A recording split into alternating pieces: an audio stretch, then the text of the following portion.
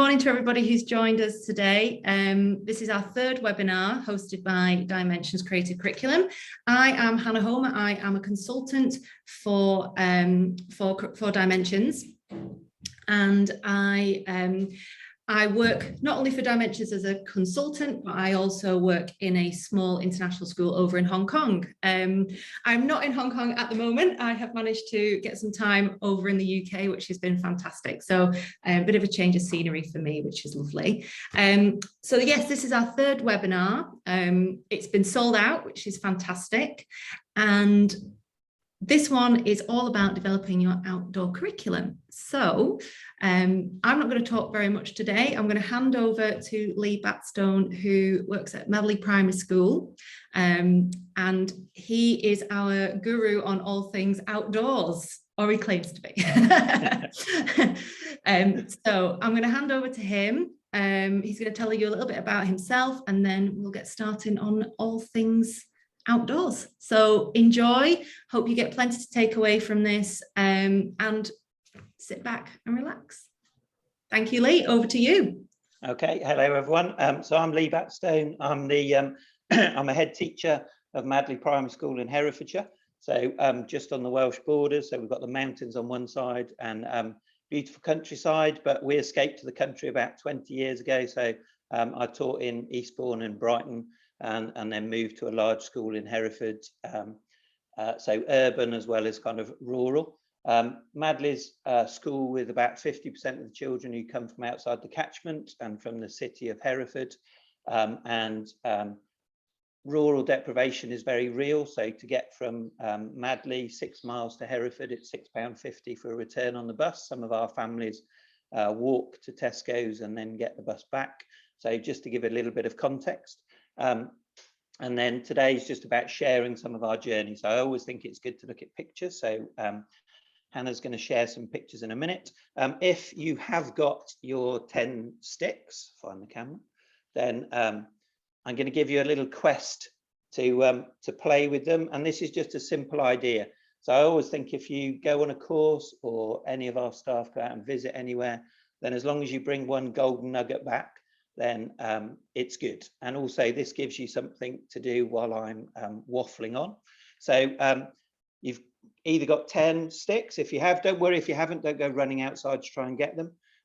So this is really about early years as well, because if you take a simple stick, which you can find anywhere, or you can order them on Amazon if you so wish, then actually the differences and similarities, there's a lot of language, and also getting children to use their imagination. So to look at sticks and think about developing a character and a story. But what I'd like you to do with them today is, so the criteria for this challenge is you've got to use your 10 sticks in any way you like to make the tallest, smallest tower. So it needs to be freestanding.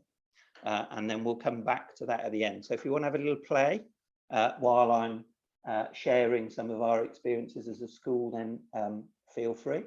And then maybe, Hannah, if people so choose and they wanted to send in photographs, then you might be able to share those as well. Yeah, that'd be absolutely fabulous. That'd be great. We'd love to see some photos popping alongside our video. Yes, please. Yeah, and then as we're going along, I'll share, there's some photographs I've shared of some of the children's work with the sticks, because it starts small and then gets much bigger. So I'll show you some of those challenges, and if you want to do those either with your staff or in your own school, then feel free. So we've got some photographs to share.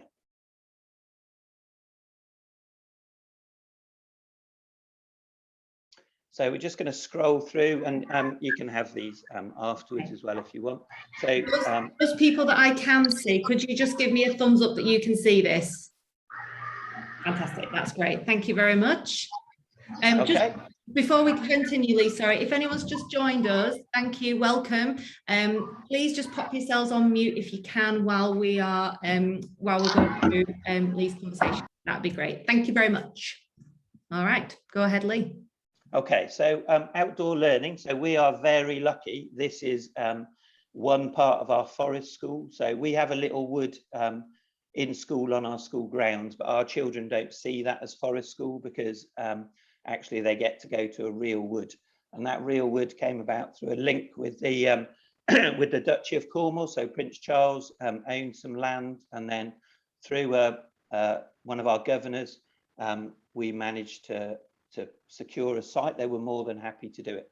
So depending where you are in the country, not in the world, I do some work with the Royal Forestry Society as well. So people who own woodlands, and 95% of those woodland owners are very keen for people to use them. So it's something that, as a group of people interested in forestry and outdoor learning, that the Duchy and the Royal Forestry Society are really interested in making that link. So if you wanted to email, then I can try and get in touch with the right people if you're within walking distance of a wood, unless you're lucky enough. We've got minibuses, so we can travel to this site, which is about 2 miles away. So just a bit of context for outdoor learning for us. Has a massive positive impact on awareness. That's one of the biggest things we talk about in school. So one of our strap lines for safety sweeps, but also generally is look up, look down, look all around. And then actually that becomes part of what your thinking is. So we've been on this journey now for 12, 15 years. So some of these things have embedded over time, but actually getting people to look up, look down, look all around, it also has an impact on what you do yourself, because if you're out for a walk wherever you are, you notice more. So obviously mental health and well-being is a massive agenda. For me personally, I teach at Forest School 3 days a week. 1, because there's no marking. 2, it's outside. Do a lot of the teacher PPA then, but also this year it's having teachers and classroom practitioners more involved, because otherwise it's not linked, and connection is a massive part of what we do. And it's the whole curriculum. So we don't do anything twee. As a school, can't stand it if it's attached just for a tick box exercise. So it's got to have impact. Communication, so lots of talking, early language especially, which is something that we found in school after lockdown and children being at home. There's lots of development needed with early language. Resilience, so we're a values-based school, so it underpins everything we think about. We talk about ultimate trust, and I'll tell you about the little boy in the picture in a minute. And then health, just generally, just being in the woods is good for you. So whether you believe that or not, actually there's lots of scientific studies into the impact of trees and being in woods or outdoors.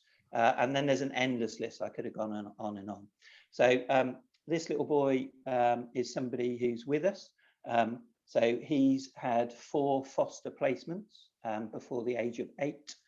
His own parents would quite like him back when he's fixed. And this week and last week, I think his range of language that he's called me has been quite extreme. But we're not going to let him go. So part of the reason for sharing his story is in school, he's done really well.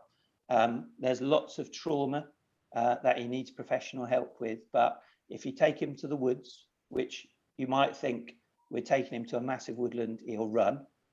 He doesn't, because actually it's his place. If he could go and spend every minute of every day in the woods, then he would flourish, because he can occupy himself. He's built a bug hotel that he keeps going back to over the last 2 years.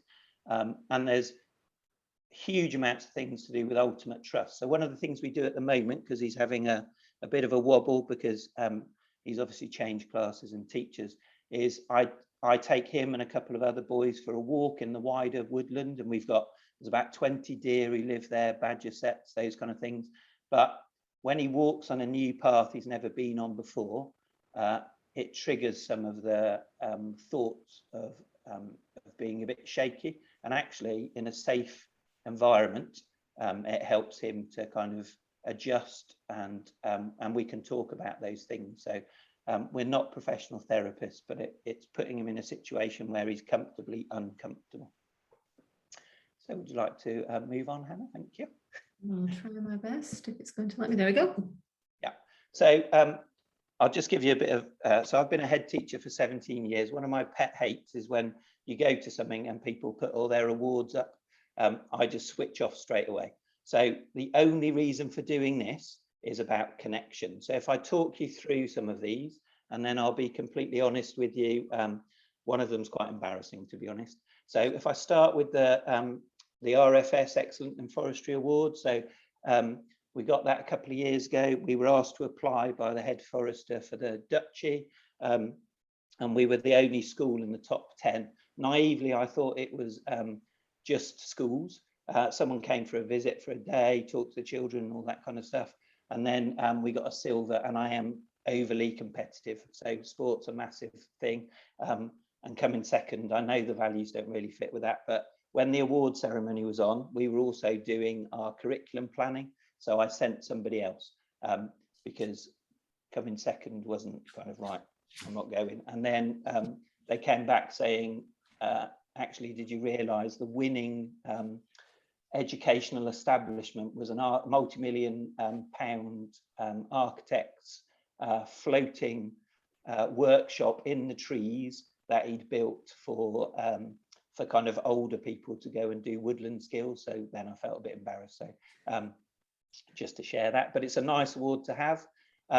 Just to the right of that, that's our early years outdoor classroom. So we've enclosed that and they're barn things on the side. So it means children can see out. So there's a connection with the outdoors, but they're still under cover and they don't get blown away in the wind because there's an oak tree just by there and the leaves just come in all the time.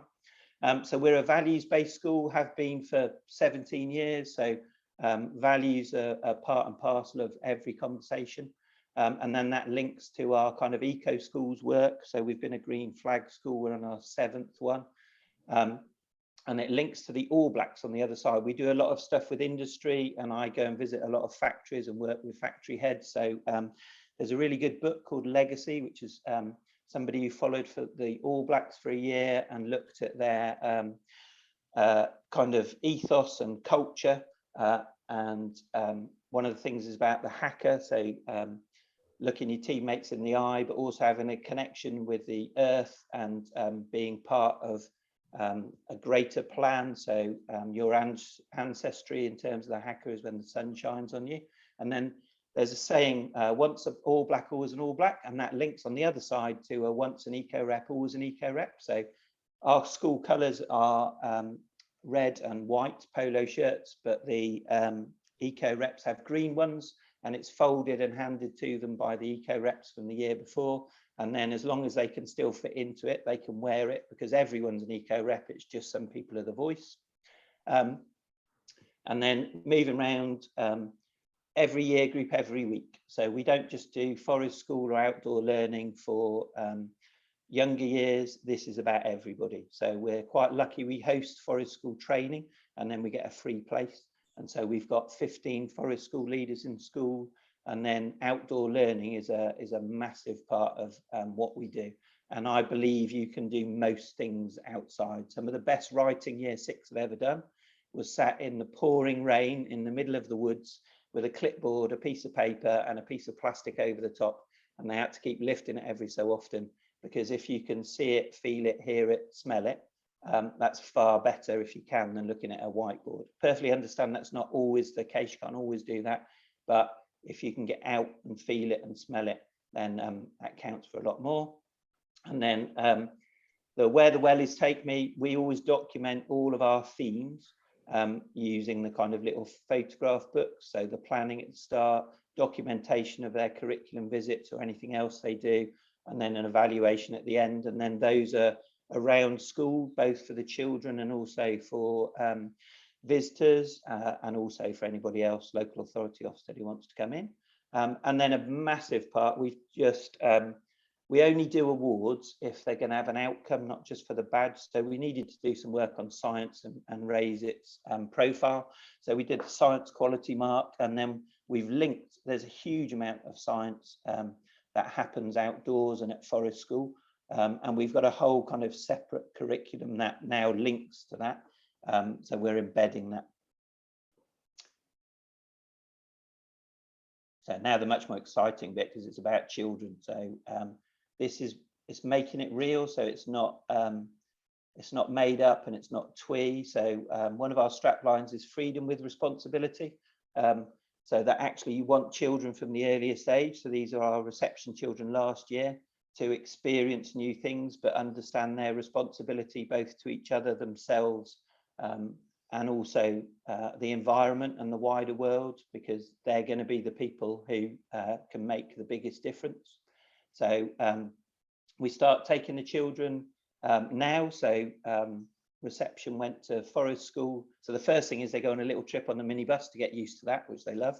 And then we stop off at Forest School. And then within the space of 2 weeks, and we're talking about, I'll show you a map in a bit. You're talking about a massive wood. We use about 1/8 of it, but we journey using the rest of it as well. And so we take the reception children with a rope. There's a mountaineering term called sharing the rope, where you trust each other with your lives.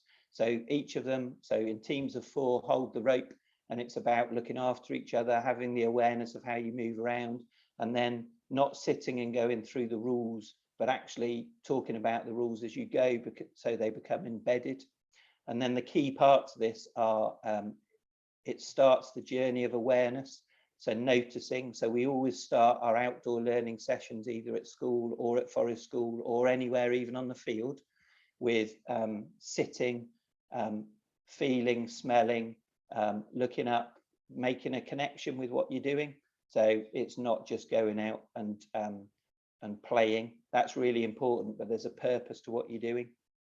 And then the reception year 1 children are the people, even on the minibus, who notice the most out of the window, because you're a bit higher. They can see over hedges, and their discussions, because Forest School starts, or outdoor learning, when you get on the minibus, they notice much more. And we're really lucky, as you come over the brow of the hill, just before the turning for Forest School, you look out on the Black Mountains. So our children, I don't think they really fully appreciate where they live, because even in a village, not all of them get out. So about a year ago, until wellies became part of what they had to have in school, about 50% of our children didn't possess a pair of wellies, because they don't go out. So they live in a village surrounded by fields, but actually they didn't really go out, even though it's on their doorstep.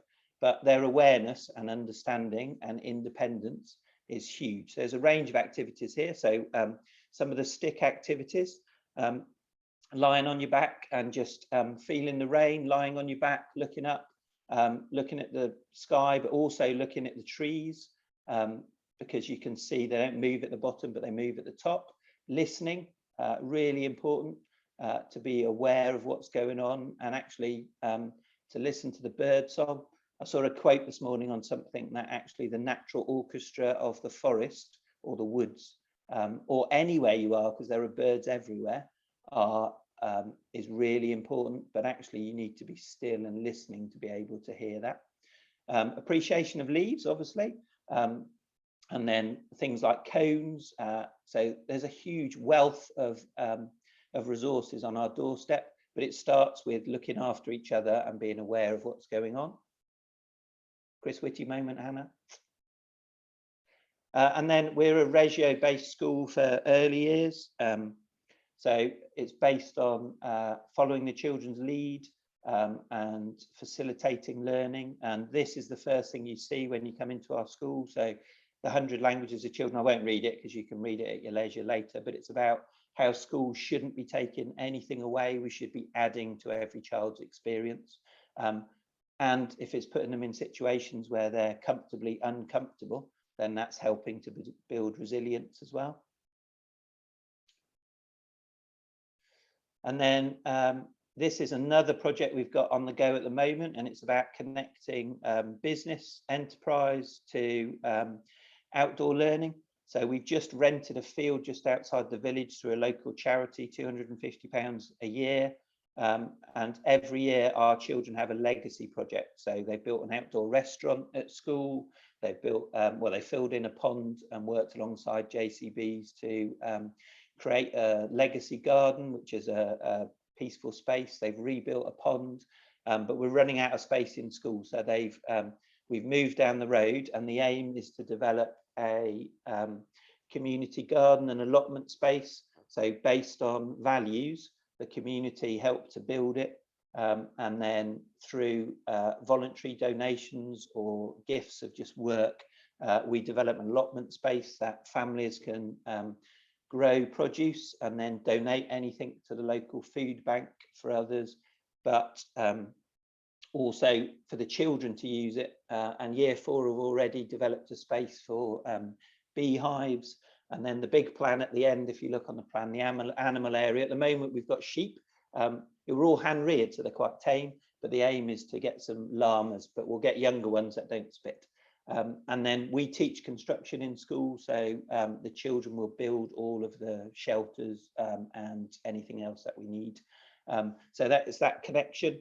And then we connect that Year 6 to enterprise projects. So they work with local and national businesses. They have to run a business properly. So we have a Barclays regional manager called Mr. Cash, who comes in, plans with them. They go out to visit businesses, and then they have to develop and make a range of products which they then sell. So generally before COVID, they make about £2,500 in a term. They've sold to shops, and then that money has to be reinvested. So 10% to charity, and then invested in a legacy project, and they can keep a little bit back for the end of Year 6. And then just to the right, the collage, we had a space where we did some work in the summer to move some steps, and then Year 4 created a garden growing area for Year 1, which is kind of just around the corner from their classroom. So it's a constant circle, so it always comes back. And then Year 1 have just harvested all their produce and shared that with the rest of the school during lunchtime. And then some anywhere ideas. I've just thought it'd be good to share some things, conscious that not all schools may have a forest or a wood within walking distance. Some might be very urban schools, but there's resources everywhere. It's just looking and being aware of them. So the stick kind of ideas are about using the simplest things in the most ways. So there are books like It's Not a Stick, gives ideas, but also if you build the smallest, tallest tower, actually their aim is to then put a stone on top. The next stage of development is you build it even wider and bigger so that you can put something else. And then we've just reached the stage where Year 5 and 6 have built towers that they have to put themselves on.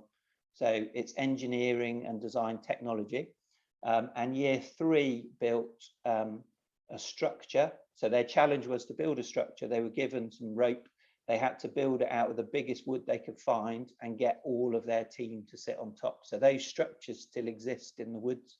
So there's always a progression from the early years all the way through. Obviously, as this kind of develops even more, it gets even trickier because we'll be building, well, the aim is, let's be honest, I want them to build a log cabin in the woods, and then we can just spend all our time up there. So some of the other photographs that you can see, using magnifying glasses to notice things, looking down. Our children notice quite a lot in trees, so I'll share some photos which are really good for storytelling, so they can see lots of things in trees. The bird's nest on the left-hand side was just a random idea that came one morning because there were lots of sticks in the woods, quite big sticks. So Year 2 started off building a structure, and then Year 3 added to it, and Year 4 finished it. And we ended up with what we call the bird's nest. And then that was a lot about history in terms of how people would have kept animals in the past, because they would have built structures in order to keep some of their animals kind of enclosed and safe. Lots of sensory work, and it doesn't matter about the weather. So as a school, we invest in waterproofs for them and for the adults. So we buy good kit for the adults, and then there's no excuse. So everybody can be outside. If you're warm and you're dry and you're relatively comfortable, then you're okay. And our children have experienced some extreme rain. So Year 4 last year had 2 sets of waterproofs on, and it still went through. But we've also got a drying room in school. So we're into containers at the moment. So a drying room where we can dry all the kit overnight. And we have solar panels everywhere, so we get free electricity.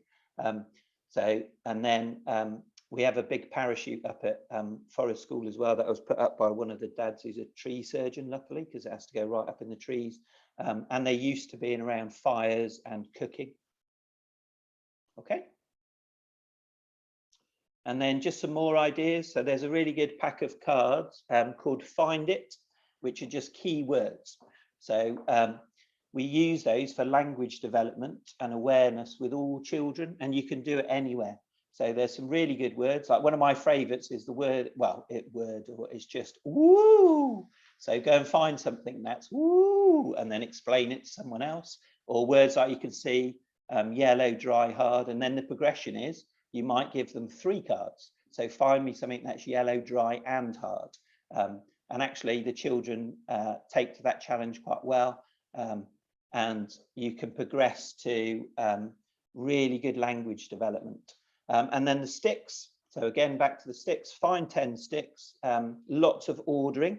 So generally we say to the children, find a stick that's no bigger than your wrist to your elbow or the same size as your fingers. So you're restricting children dragging big logs or sticks around, although they know how to move those safely. Then you can order them in lots of different ways. So size, texture, what you think it looks like. You can use them for storytelling. Some good dexterity and balance.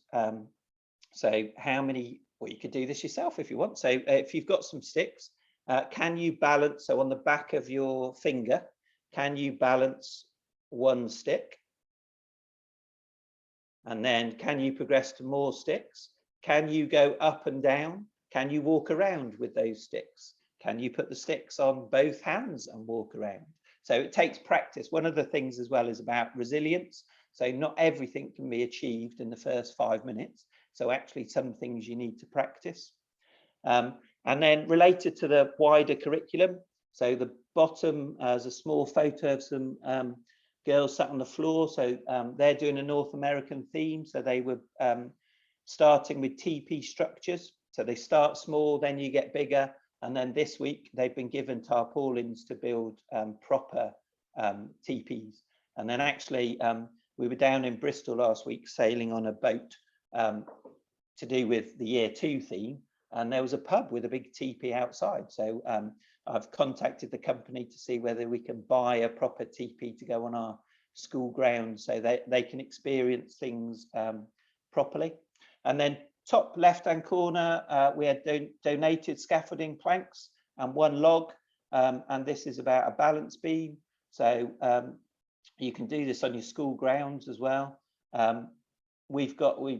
If you ask, generally we get. And if you ask and you don't get, then get the children to write, because rarely do people refuse children.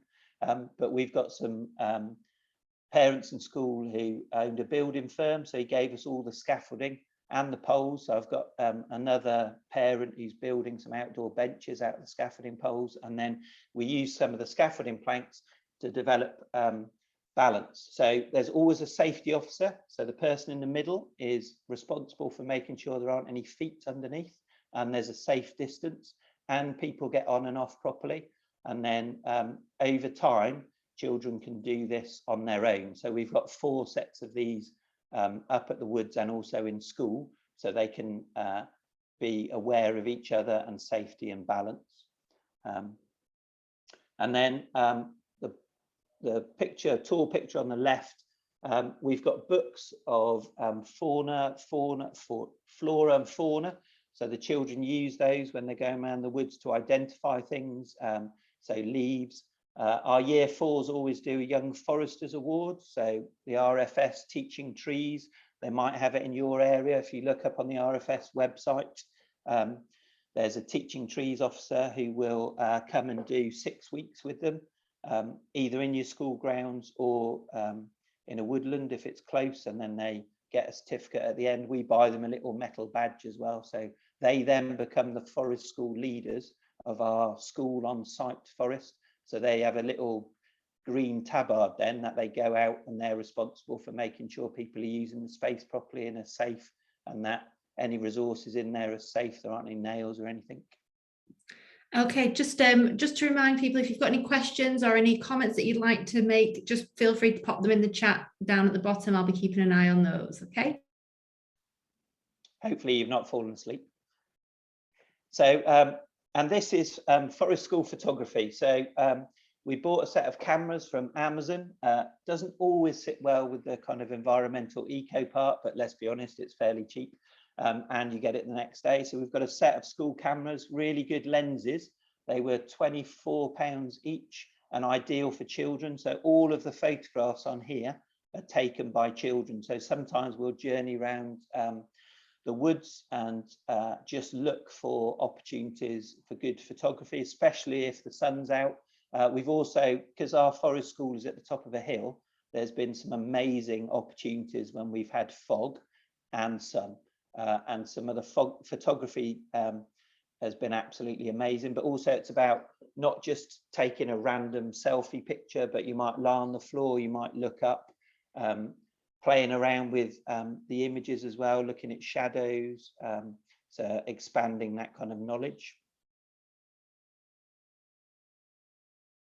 And then this is our forest school site. So if you look at where it says like the lower Brampton Hill, so up to the kind of bit where it matches the field, that's our forest school site.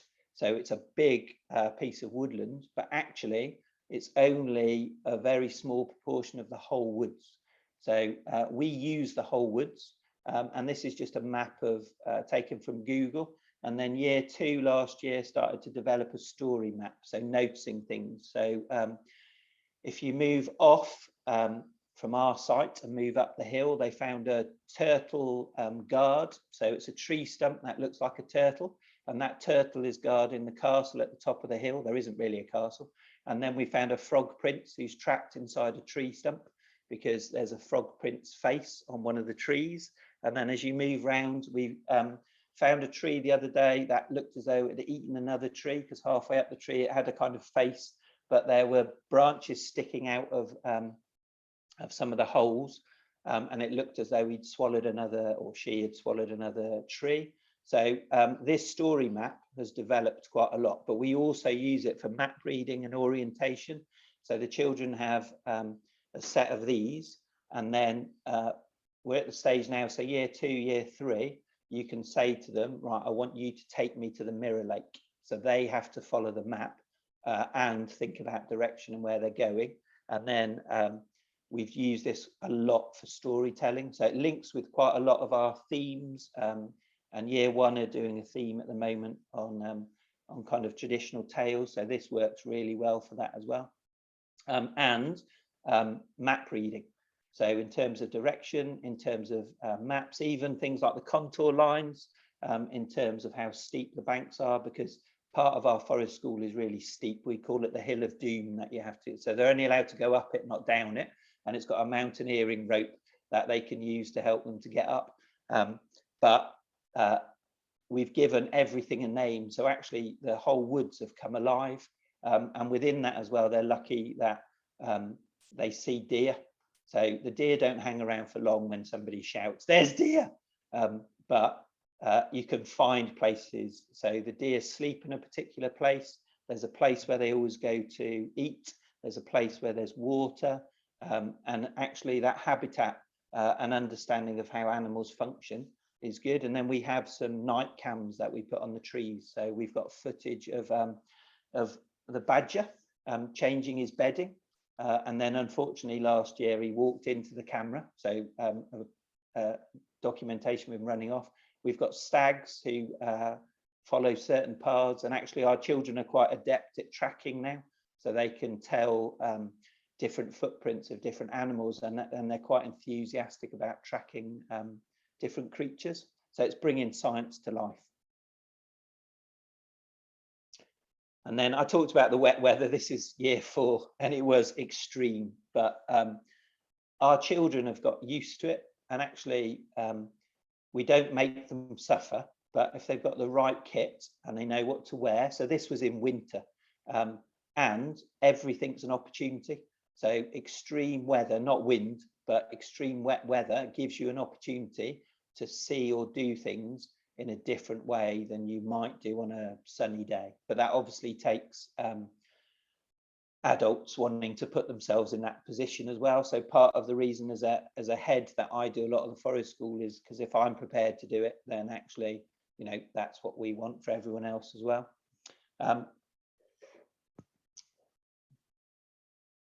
And then I talked about linking construction in school. So we employ a proper construction teacher. So we build lots of things out of pallet wood, which you can get for free. So benches, restaurants, but then also using those design, technology, engineering skills for everyone at forest school, so that you can build things. So we don't build dens, we build shelters. And year 5 spent most of last year building shelters, but they've constructed folding doors. Their aim was to build things that they could survive in, and then they built fire pits outside. So last week they've started to have their own fires and use them safely, and then the next step is they will cook in the woods. So year 6 a few years ago we did an astronaut theme, so they spent a whole day in different parts of the forest doing Tim Peake's astronaut training. So they I took them to Home Bargains with a £6 budget, and they had to buy their food for the day. And then they had to manage their fire and cook and make sure everyone was safe and fed. They weren't allowed to buy meat, and they bought some really grim, like pancakes mix in a tube, but they survived and no one died. So that's our kind of another strap line. As long as no one dies, I don't really mind, because if you don't try things, you don't know where they can do it. And then just to the left, so the webcam photographs, we've got our lovely badger, and then there's video footage in school of the deer flying through the woods at speed. We've got a lovely big parachute to be under. So whether you're on school grounds, whether you're in an urban environment, there's a company called DAS, so D-A-S Outdoors, who do parachutes that you can fit 60 people under. So that's that parachute. It's survived gale force winds, everything. And then we're lucky enough, we've got a lot of military families, and we're very close to a big military base. So one of our dads has got us some parachutes that we've got as spare for when they rip to pieces. And then just to the left of the parachute, so doing art outdoors, using the resources you can find. So that's a picture of our forest school. So someone observing and then doing that on the logs, but using all the things they can find to represent the woods. And then the photograph is the finished piece of work. So we do lots of the Goldsworthy stuff. I think lots of schools do that, but actually it's progressing that. So you're using what's around you to also do observational drawing, but it's not a drawing, it's using what you've got in front of you. And then, so this is the tree we found the other day to the right. So this is quite an evil tree, I think, because it's just eaten one of its friends. But we use those for storytelling. And then the one in the middle is a different part of the woods, but that's one of the track guards. So it's got a kind of a bit of an odd face, but actually that's really good for developing ideas of character. And then we find new things all the time. So our woods are mainly spruce or Douglas fir, but we've also got deciduous trees, and we found a few months ago the island. So it's a place just outside of the boundary, but it's just oak trees. It's beautiful, and it's got a little stream running through it. So it was kind of like Narnia. You come on this place and it was like, wow. So we're discovering new things all the time. And the photograph on the left was taken last week, and that's the reception children playing hide and seek. So part of their awareness is we use part of the woods. And if you look at the size of those trees compared to them, you go and hide behind the trees, and then the searching team have a limited amount of time to find you. But you can do that anywhere, because it's like going back to playing kick the bucket when you were children, or 40-40 in, or whatever. Doesn't matter what environment you're in, it's about being aware of what's around you. And then just some things. So our Twitter feed is that, and you get lots of live things, not this week, because I've been at home quite a lot, that kind of exemplify what we're doing. That's our school website if you want to have a look, but don't look at the compliance bit because we're not due Ofsted for a while, so we're still working on that.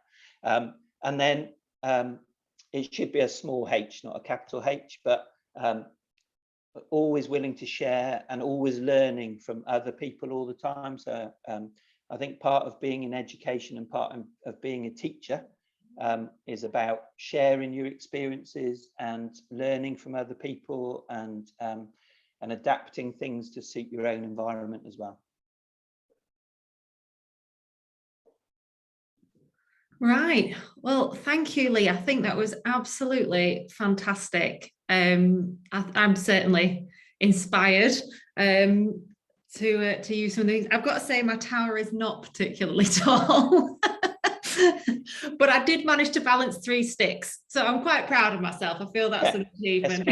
And actually adaptability, Hannah, as well. One of the things the children always ask, because they've now got better at bending the rules. Yeah. So because the criteria is only quite limited, for some children, that's, oh, what do I do? But actually, you could break those sticks because nobody said you couldn't. So actually, if no one's told you what the rules aren't, as long as it was freestanding, then actually it's listening and reading things. But that's for the children. It's kind of like they now come and test you by going, oh, can I do this or can I do that? So actually, it's expanding that language as well. And one of the other things I was going to share is these small tins are one of the best things I've ever bought. So children have these to be able to go around and collect different interesting things. So it's kind of like the find it, but what can you fit in the tin? You can do it with a matchbox as well. And then actually this was a present from a child at the end of the year because they've had one that's been made especially. But these tins, cheap as whatever, so it is from Amazon, but it means they can also keep that, so you can bring it back to school or you can use it in school for lots of developmental writing or even just language, because one of the things is not just we dive straight into writing, it's how do you build towards that. Fantastic. I've noticed that Michelle's put a lovely comment on that she'd love to come up and visit you, which is great. Yeah.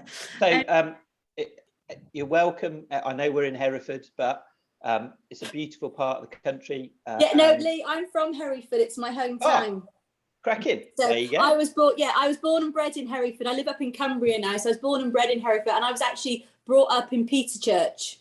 Oh, just down the road from where we are. So I know Madley very well. Yeah. And so know the area very, very well, and I would definitely be interested. But like I said, it's logistics of me being up in Cumbria and you being in Hereford and 5 hours away.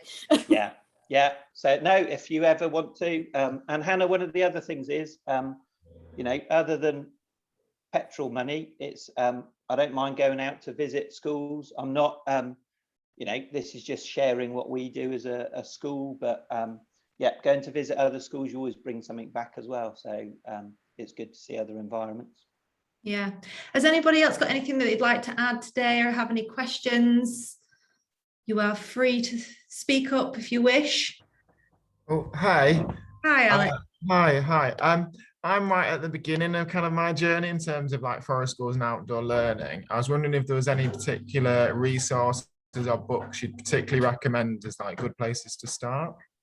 Yeah. So have you done or are you doing your forest school training? Yes, I'm currently doing the level 3 training at the minute. So I've done the in-person one, but then I've got my online stuff at the minute because of COVID and stuff. It's been a half and half course. Yeah. So there's lots of books, but direct experience is the best thing to use. So Hannah, what I might do actually later on is if I just make a list of good resources, so good professional development books, but also there are loads of books that link everything.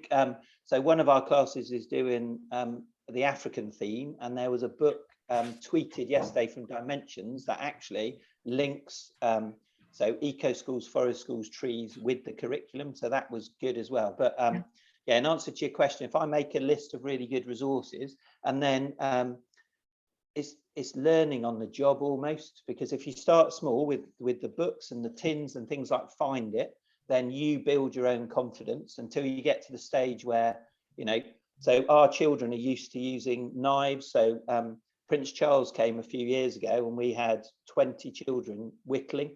And I had an axe next to me, and he couldn't believe that the children were using tools. But we talk about a tools it's a knife is a tool, not a weapon. And actually, if we get all children to think about that from the earliest age, then, you know, a bigger society problem could be, you know, I'm not naive enough to think it would be solved, but actually, if you get people to think about it properly and use them properly, then they're tools, not weapons. So you kind of build your confidence towards using things like knives and tools, but that's down to the, you know, the leader of outdoor learning, because you've got to go with what you're confident in doing. So start small with sticks and tins and awareness and looking and small challenges, and then, you know, build as your confidence grows. Okay, lovely. Thank you. Thanks, Lee. I'm conscious that you've got to rush off to another meeting now, Lee. So I'm going to start to wrap things up. Thank you so much for joining us today. It's really nice to see people and take the time to come and sit with us and listen to what's been said. I really hope it's given you some little nuggets of information that can really be useful to you, whether you decide to go all out 100-acre wood style, or that you just have a small patch in the back of your school grounds that you can use. So if anybody has anything that they'd like to share, or you want to post some pictures, then please feel free to do that. You can either email them to me at hannah@dimensionscurriculum.co.uk. We are on various social media things, Instagram, Facebook. We have a Facebook page, Dimensions Curriculum, and we are also on Twitter at DimensionsCC. So if you want to search for us, then that's where you can find us. Please keep in touch. Take away from this what you want. I will be emailing everybody a copy of this recording, so feel free to watch it again, and also the list from Lee of resources. I will get that out to you. And before we go, for our next webinar, I will be getting in touch with you guys as third webinar attendees for a bit of an exclusive check-in if you want to join us for our next one, which will hopefully be in November. So thank you very much for today. It's been lovely to see you all, and I hope that you have a restful rest of the week, and we'll speak to you very, very soon. Thank you very much, Lee, for joining us today. You were absolutely brilliant. Thank you very, very much. Thank you. I'll send you that list later on once I've done this. Lovely. Next meeting won't be as interesting. Great. Thank you so much. Goodbye, everybody. Have a great day. See you later. Bye-bye. Bye.